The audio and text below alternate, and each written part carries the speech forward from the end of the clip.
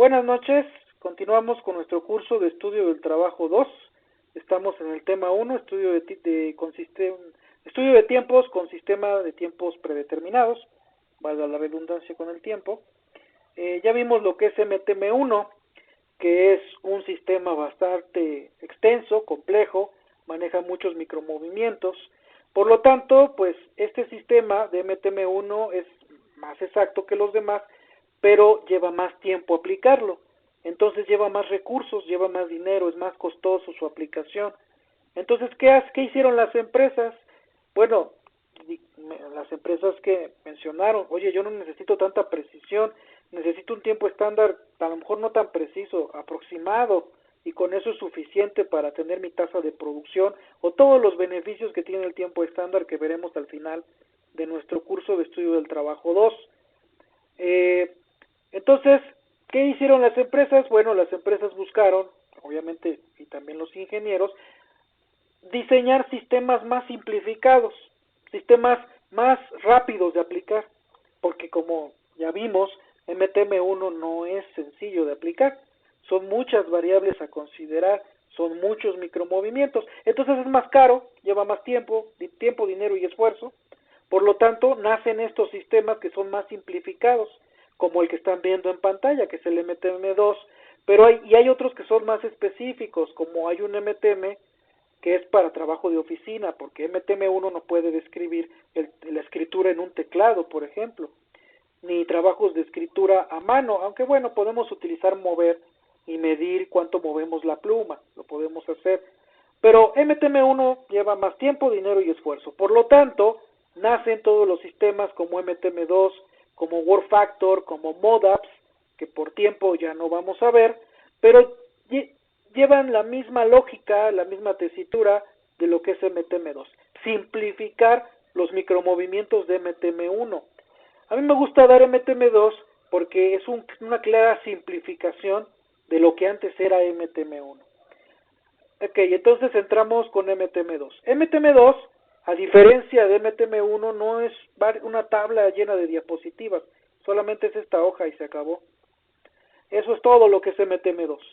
Ahí es donde hablamos del nivel de simplificación que tiene. Por lo tanto es menos preciso, pero si nosotros no requerimos tanta precisión en nuestros tiempos, en el tiempo que queremos obtener, podemos echar mano de MTM2. Sobre todo si no requerimos tanta precisión y no tenemos el tiempo, ni el dinero, ni las ganas de aplicar MTM1. Entonces, obviamente lo más recomendable siempre va a ser aplicar MTM1 porque es más exacto, porque el estudio, hacemos al mismo tiempo el estudio de movimientos y también ese método estándar es más preciso y bueno, todas las ventajas que tiene, pero desventajas es más tiempo, dinero y esfuerzo. Entonces, MTM2. MTM2 lo que hace primero que nada es que combina micromovimientos. ¿Cuál va a combinar primero? ¿Con qué empezamos con MTM1? Empezamos con alcanzar y con coger. Bueno, en MTM1 decía coger y le llamábamos tomar. Ahora los dos micromovimientos van a ser uno solo para MTM2 y va a ser tomar. Es decir, tomar en MTM2, ¿sí? En MTM2, no me está escribiendo. Ok, en MTM2 tomar se va a representar con la letra G, pero no solamente incluye el tomar, también el alcanzar. Es alcanzar y tomar. Alcanzar y tomar para MTM2 ahora es tomar. Después de que alcanzamos y tomamos, que ahora es tomar nada más, ya no vamos a decir alcanzar y luego tomar. No. Alcanzar y tomar juntos ahora son tomar. Ya se simplificaron dos micromovimientos en uno. Luego tenemos situar. Situar, ¿cuáles son los micromovimientos que combina? Situar combina mover, posicionar y soltar. ¿Sí? Aquí no importa si hay posicionar o no. No importa. Si hay posicionar o no, mover, posicionar y soltar o mover y soltar va a ser situar. Se combinan mover, posicionar y soltar o mover y soltar, si es que no hay posicionar, se combinan y ahora se llaman situar y la clave es P. La letra que ocupamos para la clave es P. Entonces,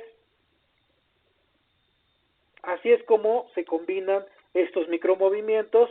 Para MTM2 no hay alcanzar y tomar, hay solamente tomar, y tampoco hay mover, posicionar y soltar, solamente hay situar. Bien, y después tenemos los demás movimientos, ¿sí?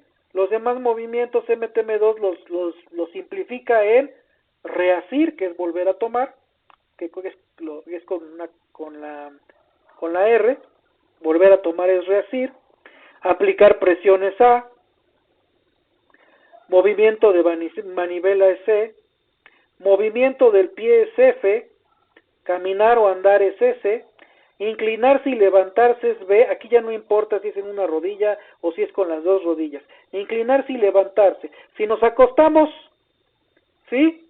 O nos paramos de acostar, o en una rodilla, en dos rodillas, nos sentamos, no importa, nada más va a ser inclinarse y pararse. Todo está ahí, en esa clave B. Inclinarse y levantarse, todo está ahí. Y luego acción de ojos, toda acción de ojos, así sea recorrido visual o enfoque visual, es clave E. Todo está ahí simplificado. Bien, como podemos ver, del lado derecho hay antes de ver los colores de arriba, ahorita no pelen los colores de arriba, tenemos pues varios tipos de tomar y varios tipos de situar, ¿verdad? Porque tenemos GA, GB, GC, para tomar, que es G, que ya saben que incluye tanto alcanzar como tomar, y en situar también tenemos tipo clase A, clase B y clase C, ¿sí? ¿Cómo decidimos cuál de ellos es? Pues lo hacemos con las preguntas que están en el cuadro que está aquí, este cuadrito. Entonces vamos a ver primero los tomar, que recuerden que para MTM2, otra vez les vuelvo a repetir, para MTM2 tomar es alcanzar y tomar ambos. Para poder decidir si es GA, si es GB o si es GC, cuál de estas columnas vamos a escoger, primero nos tenemos que hacer una pregunta. Dice, ¿hay algún movimiento de coger cerrando los dedos? Quiere decir que hacemos movimiento de pinzas con los dedos, ¿sí o no? ¿Sí? Dice, ¿hay algún movimiento de coger cerrando los dedos? Si decimos que no, automáticamente es un GA. Si decimos que sí, si hay un movimiento cerrando los dedos, entonces vamos con la siguiente pregunta. Y nos dice, ¿es suficiente un solo movimiento de cerrar la mano con los dedos? ¿Sí? O sea que tomo, que es alcanzar y tomar, ¿sí? Y me es suficiente cerrar los dedos una vez para tomar el objeto, ¿sí? Si es suficiente un solo movimiento de cerrar la mano o los dedos, ¿sí? Cerrar la mano o los dedos para poder completar ese movimiento que es tomar. Si es suficiente, sí es suficiente, es GB. No es suficiente, estoy viendo que le cuesta trabajo tomarlo y tiene que volver a tomar, ¿no? No es suficiente un solo movimiento, sino abre y cierra los dedos varias veces o hace ahí algún movimiento extraño, porque no es suficiente solamente cerrando los dedos, sino tiene que hacer otro movimiento, pues será entonces GC. Y así es como decidimos si es GA, si es GB o si es GC. Bien, vamos con situar. ¿Cómo decidimos qué situar es? Igual con preguntas. Nos hacemos la primera pregunta que nos dice, ¿es un movimiento libre sin vacilación? O sea que al momento de mover, posicionar y soltar, es libre, no duda, es recto o es curvo, pero no duda, no vacila. Vacilar es que nos detenemos en algún momento por alguna situación, y no, es libre el movimiento, lo hacemos sin interrupciones, sin vacilación. Si es un movimiento libre sin vacilación, si decimos que sí, automáticamente es PA. Si decimos que no, nos vamos con la siguiente pregunta. ¿Se dan movimientos claros de corrección? Es decir, ahí sí hay vacilación, ahí sí hacemos el movimiento que es situar, que es mover, posicionar y soltar, ¿sí? Y se ve claramente cómo cambiamos de método, cómo tenemos que corregir el movimiento para poder soltar ese objeto. Se ve claramente que hay corrección en ese movimiento, ¿sí? Si hay movimientos claros de corrección, si decimos que sí, es un PC. Pero si decimos que no hay movimientos claros de corrección, es decir, sí hay vacilación, pero no hay un movimiento claro de que corrija el método con el que está situando, ¿sí? pues entonces será un PB. Obviamente, ¿qué nos dice el método? Por aquí, no me acuerdo dónde estaba, un segundito. Está en amarillo, perdón, aquí está. La utilización de esta tabla sin una formación adecuada de MTM conducirá a resultados erróneos. Obviamente, para poder contestar estas preguntas correctamente, pues MTM Ingenieros pues nos pide que, y aparte para nuestro desarrollo curricular, pues tomar un curso de capacitación, un curso de certificación en MTM2, que sería lo ideal, pero ahorita como estudiantes, nosotros pues a nuestra percepción contestamos estas preguntas, ¿sí? Bien, la parte de abajo es para definir movimientos del cuerpo. Nos dice, hay una pregunta que nos dice, ¿el fin del movimiento es desplazar el cuerpo? ¿Sí? Si el fin del movimiento de nuestro cuerpo, de nuestros pies, ¿sí? Mover nuestras piernas es para desplazarnos, para avanzar, pues si decimos que sí, pues automáticamente es ese, ¿verdad? ¿Y qué era ese? Pues ese es caminar.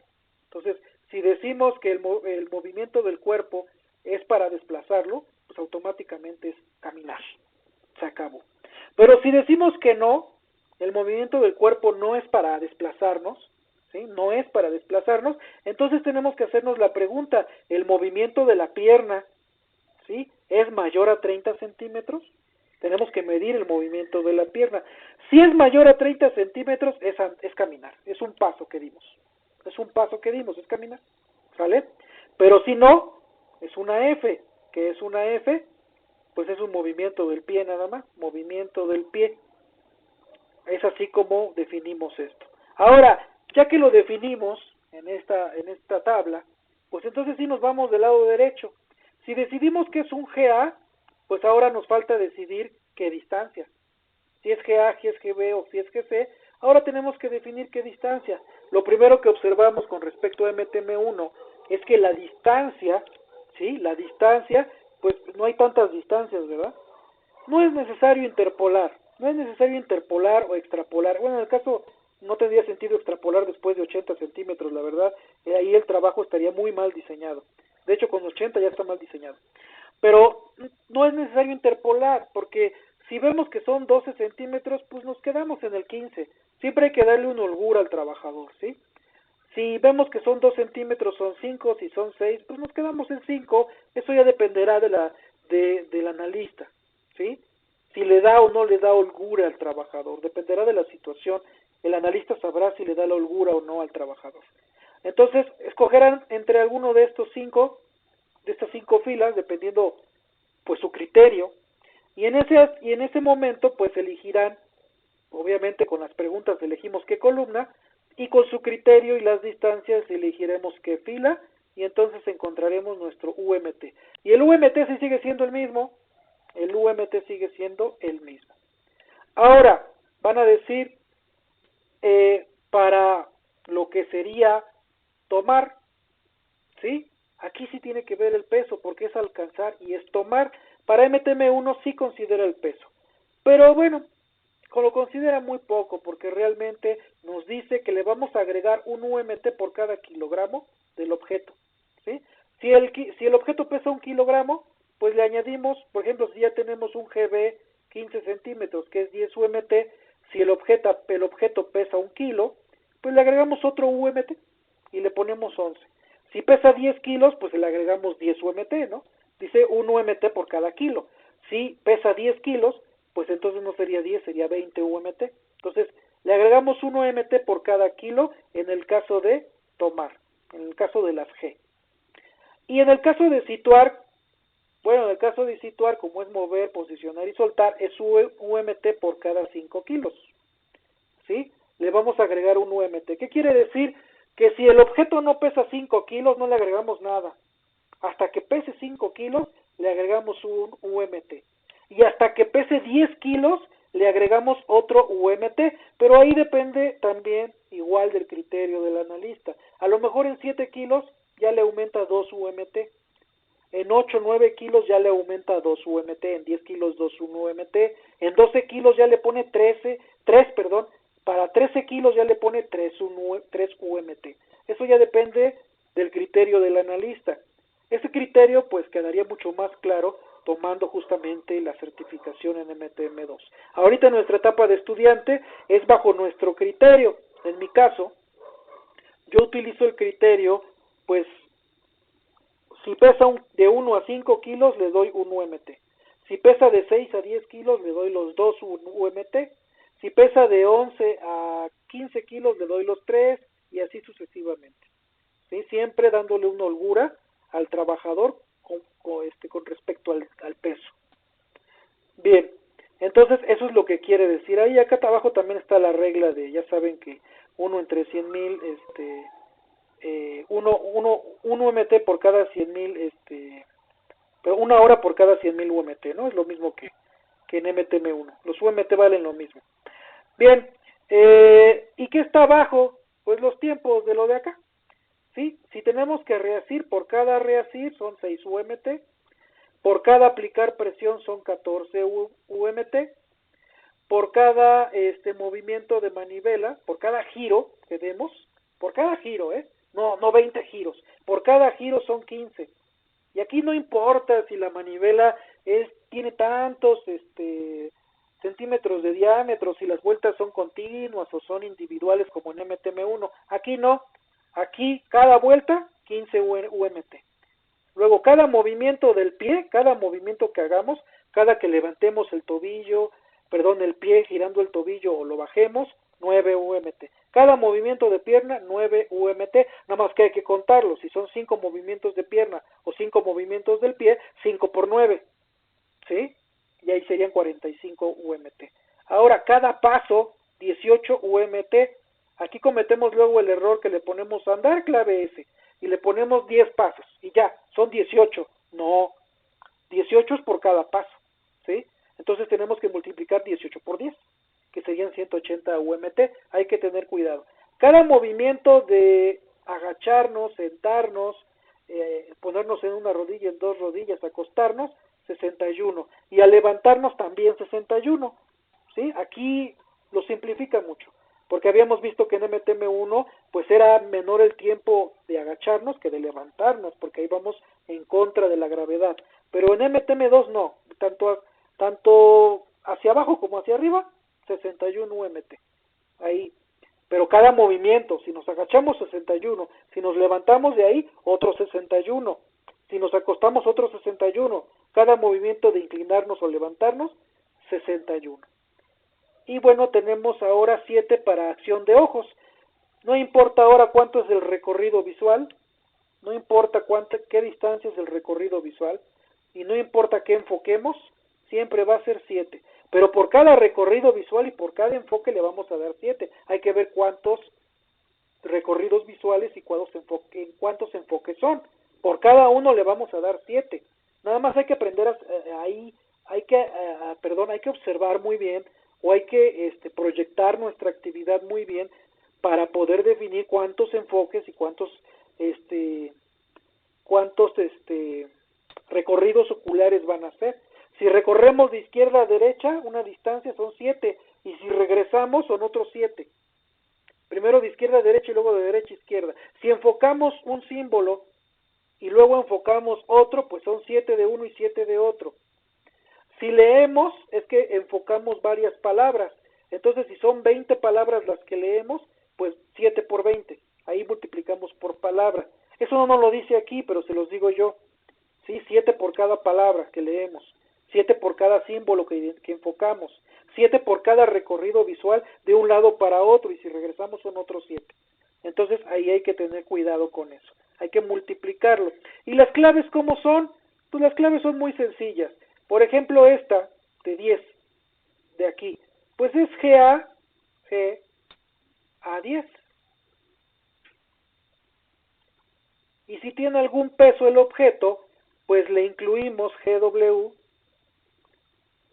y el peso del objeto. Vamos a pensar que es de 3 kilos, GW3. Si no le entienden a mi letra, estoy escribiendo con el mouse, perdón, pero sería GA10, GW3. Esa sería la clave si tiene peso. Si no tiene peso, pues ni se moleste, ¿no? Si el peso es menor a 1 kilo, ni se molesten, es GA10. Esa es la clave. ¿Cuál es la clave para un situar?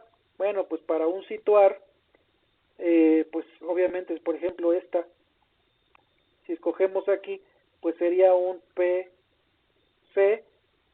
PC36. Si tiene un peso, pues ahí seguidito, ¿no? Seguidito, le pongo el guión porque sería enfrente, pues le ponen el P y el peso. Bueno, le pueden poner PW o GW o simplemente P y a lo mejor son 8 kilos, le ponen 8, ¿no? Es lo mismo, le pueden poner P8 o PW8, como les guste, pero bueno, de preferencia, pues P8 nada más. Entonces, esa sería la clave si tiene un peso. Si no tiene un peso, si tiene un peso menor a 5 kilos, ahí sí se pueden. Yo si es de 1 a 5 kilos les doy un UMT y sí pongo la clave. Le pongo PW3 o PW1 o P1, P3, se lo pongo. Pero como nos indica la tabla, pues si no, por cada 5 kilos es un UMT, si es menor a 5 kilos lo pueden dejar como está. Si es de 5 a más kilos, pues entonces ya lo ponen. Pero si no, lo pueden dejar como está, todo depende del criterio de cada analista. Bien, ahora, bueno, ¿cómo serían las claves de aquí abajo? Pues si son, por ejemplo,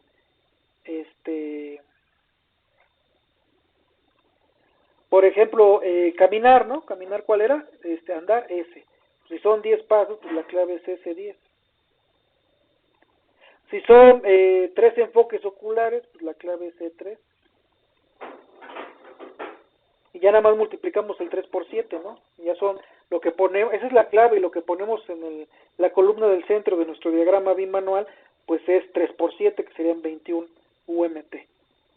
Si son 5 movimientos del pie, el movimiento del pie es F, pues es F5, porque son 5 movimientos del pie, y ya el UMT que pondremos, pues es 5 por 9, ¿sí? Lo que nos dé de 5 por 9 es el UMT. Entonces, así es como colocamos las claves. Y ya por último, porque esto es aparentemente muy sencillo, pero como lo indica ahí, pues sí se necesita una formación, una certificación, para que esto sea un poco más preciso, pero aún así no va a ser, por obvias razones, tan preciso como MTM1. Lo que está aquí arriba es lo mismo que veíamos en la tabla de MTM2, qué tan fácil o qué tan difícil es realizar movimientos consecutivos. Si tenemos un GA con un GA, ¿sí? Pues es amarillo, se necesita práctica, un GA y luego otro GA, se necesita práctica. Si tenemos un GB con un PA, pues es fácil de hacer. Si tenemos un GC con un GC, ¿sí? Aquí, pues es difícil, ¿no? Es difícil de hacer. Y por ejemplo, aquí hay un caso donde tenemos un PB con un PB, pues se necesita práctica y tiene que estar dentro del área de visión, dentro de la periferia de nuestra visión, es lo que significa esto. Aquí es que tan difícil, para considerar un operador nuevo, que le damos su instrucción de trabajo, que recordemos que las instrucciones de trabajo parten de nuestro método propuesto, que se vuelve un método estándar que viene del diagrama bimanual, se genera la instrucción de trabajo que tiene un lenguaje coloquial para el operador dependiendo de su nivel de estudios, y entonces aquí con esto de aquí consideramos qué tan fácil o qué tan difícil es, según nuestro diagrama bimanual, la secuencia de movimientos. Y con esto vemos qué tan fácil y qué tan difícil es, y podemos considerar que su curva de aprendizaje pues no va a ser o sea, su aprendizaje no va a ser rápido, ¿no? Sino va a ser más lenta, va a estar más extendida la curva de aprendizaje de este operador. Aquí es lo que nosotros consideraríamos que la curva de aprendizaje pues será más extendida, no va a ser tan fácil que alcance el tiempo que nosotros queremos, va a necesitar más práctica si nos encontramos con micromovimientos que siguen uno después del otro, y nosotros verificamos esta tabla, si después de un GC sigue otro GC, pues va a ser difícil también, si de un PB sigue un GC va a ser difícil, si de un PC sigue un GB va a ser difícil, después de un PC un GC, y aquí está marcado cuándo va a ser difícil, cuándo va a ser fácil, cuándo requeriría de práctica para alcanzar el tiempo que queremos, que es el que obtenemos del diagrama bimanual, y cuándo va a requerir que aparte de eso necesitemos, aparte de la práctica, que esté dentro de nuestro campo visual. Y bueno, eso es todo con respecto a MTM2. Gracias y nos vemos el siguiente video, siguiente tema.